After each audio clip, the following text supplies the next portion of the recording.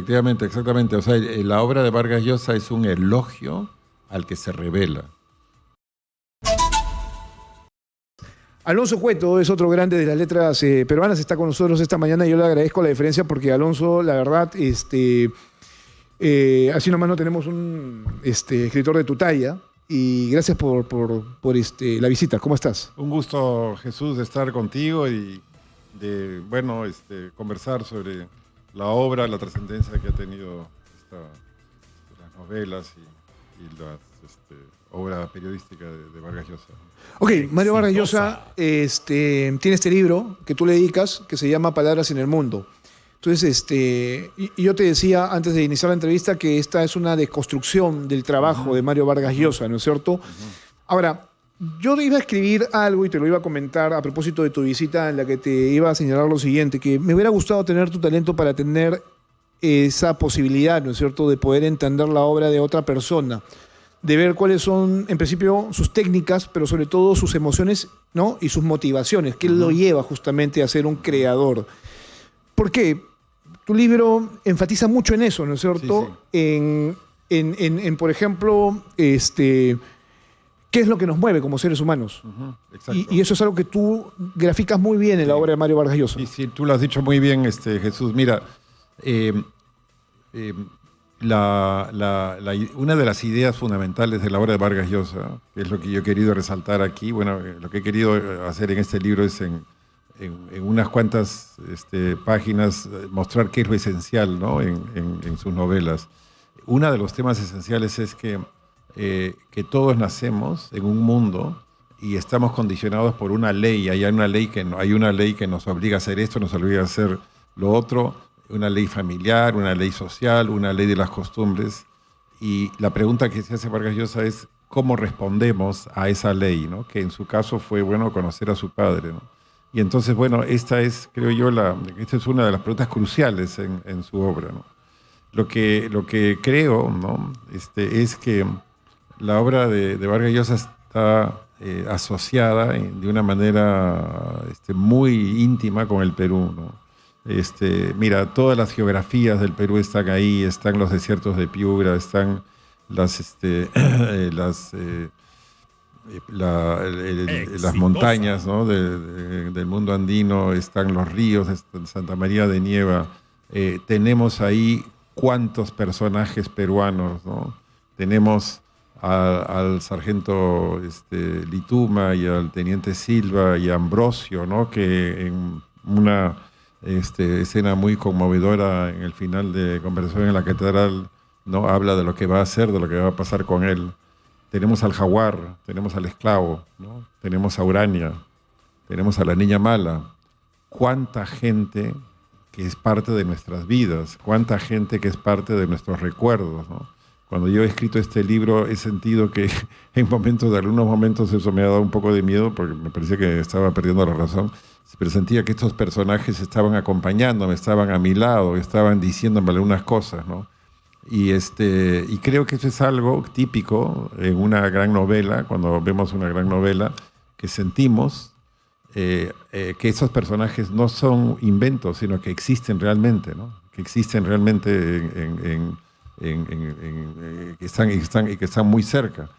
Y entonces, bueno, esa es la razón por la que la gente cuando va a Verona pide conocer el Balcón de Julieta y los que van a La Mancha en España piden conocer la Casa del Quijote. ¿Qué han hecho estos escritores, Cervantes y Shakespeare? Bueno, lo mismo que ha hecho Vargas Llosa, ¿no? Darle vida, darle entidad, ¿no?, a un ser imaginario. Y una de las grandes paradojas, ¿no?, del lector, como tú bien sabes, es que podemos tener sentimientos verdaderos por personajes inventados. Estos personajes no existen, el jaguar no existe, Urania no existe, ¿no? Pero cuánta pena y cuánta admiración y cuánta alegría y cuánto entusiasmo sentimos cuando el consejero en la guerra del fin del mundo está buscando a toda la gente para enfrentarse a la República y para buscar una sociedad perfecta, ¿no? Ok, este es un libro que además de ser un ensayo importantísimo, que va al fondo justamente de quién es Mario Vargas Llosa, también es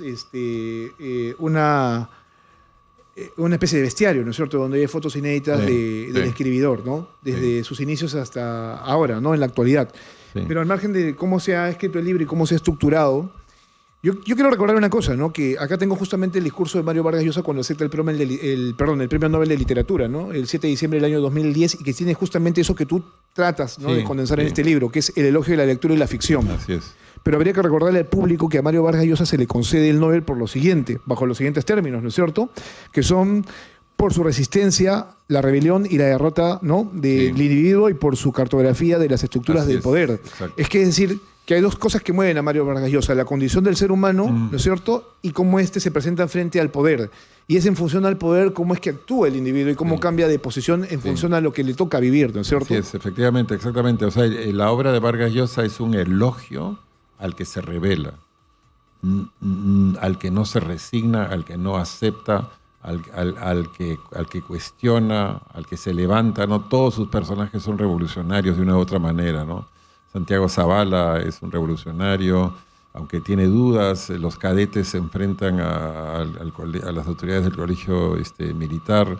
La niña mala vive mundos de ficción.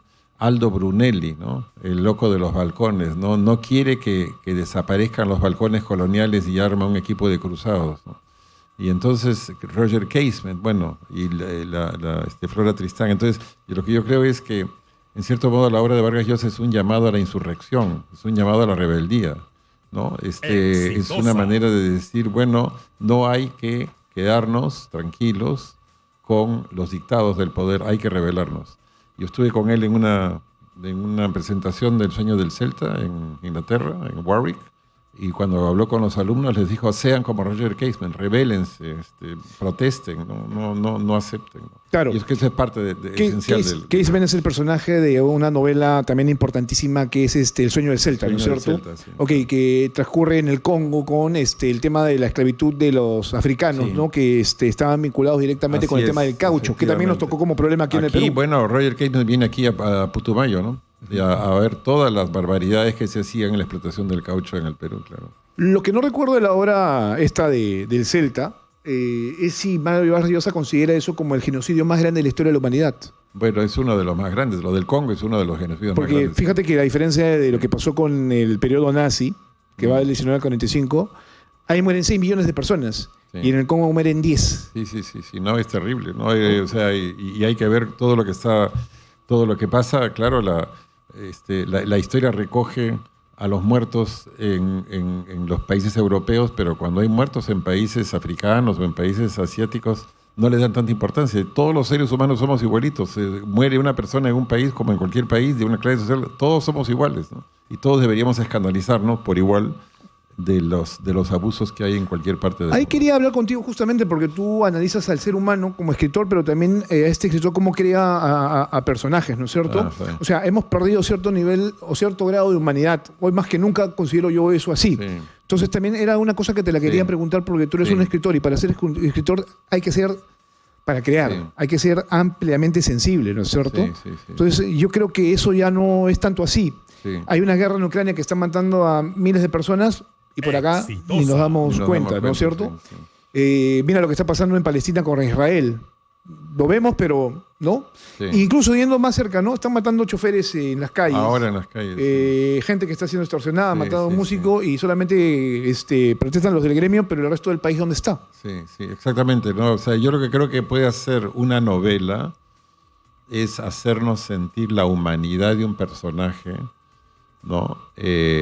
Y que esa experiencia nos lleve a apreciar a otros seres humanos vivos, concretos, ¿no? A partir de esa... O sea, digamos que no sé, o sea, lo que uno puede sentir por alguien como Ambrosio, ¿no? En comparación en la catedral, ¿no? La humanidad, el sufrimiento, el dolor y la vida desventurada que lleva, ¿no? Bueno, creo que eso nos ayuda a sentirnos más insertados en una sociedad y a ser más sensibles, ¿no? Yo creo que la obra de Vargas Llosa ha cambiado nuestra manera de ver el Perú, ha cambiado nuestra manera de ver a los personajes peruanos. Después de leer La ciudad y los perros, uno va a La Perla en el Callao y ve el Colegio Militar Leoncio Prado y ya lo ve de otra manera, después de leer Conversación en la Catedral, el primer capítulo, uno va a la Plaza San Martín y ya es la Plaza San Martín que vio Zabalita, ¿no? En ese primer capítulo, ¿no? Es decir, que estas novelas influyen en tu manera de percibir el mundo y en tu manera de apreciar a los personajes, y creo yo que desarrollan una sensibilidad, una conexión con el mundo, ¿no? Y con los personajes y hacernos más receptivos a lo que está pasando. No podemos ser indiferentes a todo lo que estamos viendo, como dice. Ok, y una vez que yo estoy hablando justamente de la desconstrucción del individuo en función a su humanidad, lo que me queda preguntar a ti, como Alonso Cueto, que eres un escritor siempre de vanguardia, es lo siguiente, ¿no? Hoy en día se habla mucho de la inteligencia artificial, Sí. como motor de creación. Sí. Y yo leyendo tu libro de manera muy meticulosa digo, wow, Alonso tiene la capacidad de entender a otro creador que es Mario Vargas Llosa, que utiliza sus espacios, sus momentos, su vida personal para poder construir personajes que, como tú bien estás diciendo en esa entrevista, calan, ¿no es cierto? Llegan a ser memorables. Sí. Y para eso necesitas vivir, para eso necesitas tú mismo sufrir, emocionarte, querer. Lo dice el propio Mario Vargas Llosa cuando recibe el Nobel, ¿no es cierto? En el Perú yo he amado, he odiado, ¿no es cierto? He vivido. Pero ¿cómo ahora nosotros, como seres humanos, formando parte de este entorno con tecnologías que están avanzando cada vez más, podemos pretender darle justamente esa capacidad a una máquina para, Sí. ¿no? Bueno, sí, crear y encima validar esa creación? Sí, yo creo que hay una serie de indicios de máquinas, de inteligencias artificiales que están escribiendo novelas, y alguien, no sé, he leído en algún lugar que incluso una novela de la inteligencia artificial ganó un concurso literario, lo cual me parece increíble. Yo no sé bien, no conozco bien este tema, pero lo que te podría decir es que la literatura no es inteligente y no es artificial. El escritor es alguien sensible, vulnerable, receptivo, abierto, no tan inteligente. El escritor inteligente, el ensayista, el científico, el investigador puede ser inteligente, pero el escritor puede tener un tipo de inteligencia creativa, pero sobre todo tiene que ser sensible al mundo y sensible al lenguaje, ¿no? Y no ser artificial. La literatura es una expresión de lo más genuino, lo más profundo, lo más doloroso y lo más entrañable de uno mismo. Y es una manera de apelar a eso mismo en el lector, ¿no? Lo más entrañable, lo más esencial, lo más profundo. Por eso es que no hay una comunicación más profunda que la que hay entre un escritor y un lector.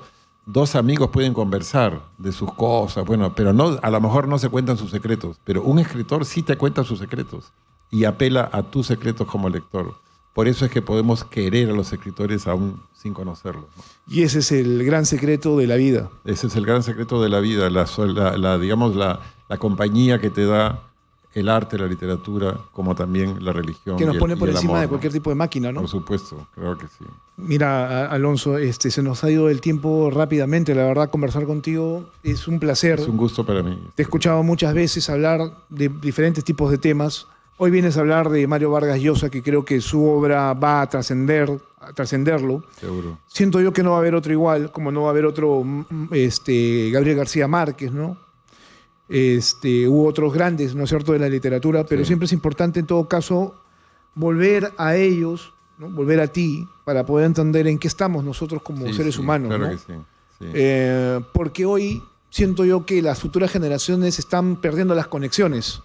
Sí. La vida, ¿no es cierto?, social, que antes nosotros teníamos, ¿no? Y eso a mí me parece peligroso. Claro que sí, porque las novelas, el arte te conectan con el mundo, te conectan con los otros. O sea, en la medida en que tú veas una película, ¿no? No sé, ahora por ejemplo esta película brasileña que andaba hace poco, ¿no? Aún estoy aquí, ¿no? Te conecta con la gente, te hace pensar en el sufrimiento, en el dolor, en la resistencia, en el heroísmo de la gente, ¿no? Te saca de ti mismo, ¿no? Te hace apreciar el mundo. Qué importante es todo eso en estos momentos, bueno, y siempre, ¿no? Mario Vargas Llosa dijo en su discurso de aceptación del Nobel lo siguiente: lo quieran o no, lo sepan o no, los fabuladores alimentar historias propagan la insatisfacción, mostrando que Sí. el mundo está mal hecho, que la vida de la fantasía es más rica que la de la rutina cotidiana. es comprobación, o esa comprobación, si echa raíces, dice él, en la sensibilidad y la conciencia, vuelve a los ciudadanos más difíciles de manipular, de aceptar las mentiras de quienes quisieran hacerles creer que entre barrotes, inquisidores y carceleros viven más seguros y mejor. Seguro que sí. Crea la insatisfacción, al crear la insatisfacción, crea el espíritu crítico, crea la protesta y, no sé, yo no sé si leer libros te hace más feliz, pero sí te hace más rico, te enriquece, te hace apreciar el mundo, ¿no? Vivir muchas vidas, ¿no? Mira todas las vidas que puede leer un lector que puede tener un lector de Vargas Llosa, ¿no? Desde El Jaguar hasta Somocurcio y desde Urania hasta La Niña Mala. ¿Qué mejor experiencia que vivir muchas vidas, ¿no? Que ser muchas personas. Y bueno, a mí me parece que eso es un milagro extraordinario, ¿no? Que te da la gran literatura como la de Vargas Llosa. Alonso, muchas gracias por la visita. Y que no sea la última en realidad. Encantado, Jesús, de tú estar también, contigo. Tus lectores seguramente están esperando alguna novedad tuya, ¿no es cierto? Entiendo que estás terminando un libro. Sí, estoy terminando un libro. Estará para el próximo año, ¿no? Bueno, te vamos a tener aquí de todas maneras, Alonso. Gracias por tomarte el tiempo, Jesús, de un sábado de abril. Así es. Sobre todo 5 de abril. El mes de las letras. Abril. Bien, Alonso Cueto con nosotros. Hoy, sábado 5 de abril. Ya lo saben, el libro ya está a disposición de ustedes. Mario Vargas Llosa, Palabras en el Mundo. Es espectacular libro, la verdad. Tienen que leerlo, pero sobre todo subrayarlo lo más que se pueda para poder entender la condición del ser humano, del individuo que se enfrenta al poder, y ese poder que lo hace cambiar, pero también que lo hace crear. Otro poder paralelo para enfrentarse, para poder también sentirse de alguna manera reivindicado. Es el ser humano por el ser humano, ¿no es cierto? Esa búsqueda de redención continua.